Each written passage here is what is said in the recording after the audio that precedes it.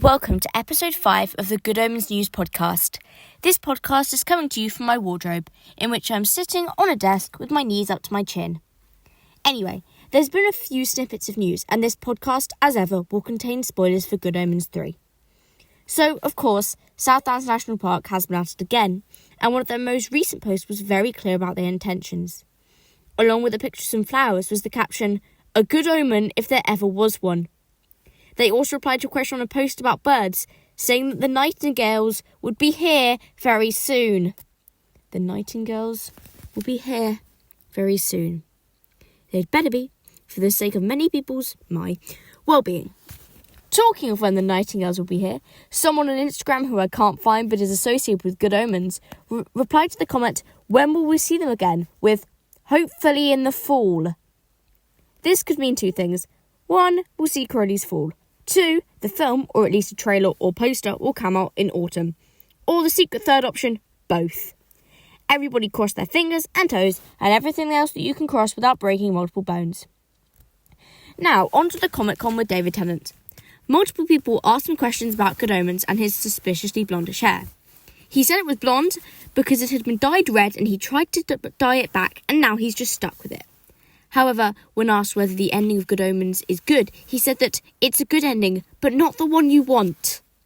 This may seem like we've lost all hope, but after filming Series 2, he said that nothing about Aziraphale and Crowley's relationship was explicitly confirmed. Yeah, because there's nothing explicitly confirmed about snogging someone for over 15 seconds. Yep, I believe him, sure. On to the other main actor, Michael Sheen.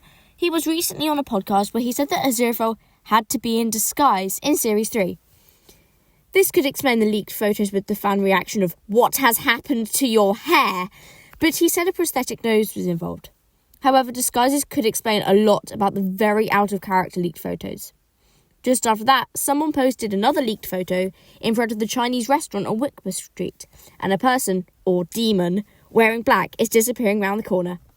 And about a week later, a crew member showed a picture of a mug they'd been given by David and Michael when filming finished.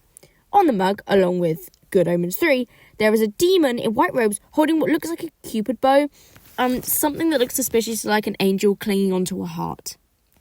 Finally, South Downs National Park posted what looks like a direct quote on Twitter. Said quote being, "Anyway, the nightingales will be here any day, I reckon." This sounds like it could be a direct quote from the finale, as it was posted with quotation marks, but we're not sure.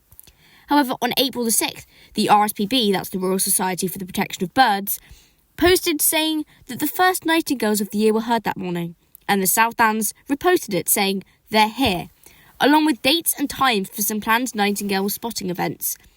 Well, that was the RSPB that posted the nightingale spotting events. I wrote that wrong, sorry. As some very smart fans pointed out, said dates, 9th of April, 3rd of May, 23rd of April, 22nd of April and 5th of May could be possible clues to a teaser trailer or poster for the series. Of course, the National Park replied to a comment on this saying, "That would be awesome, wouldn't it?" The National Park and also the RSPB probably don't have any production news when you actually think about it, but for the sake of the fandom as a whole, I really hope they do. Of course, as usual, people who are following the accounts for nature purposes have been surprised by the amount of seemingly random pictures of blonde and ginger guys on their Twitter feed.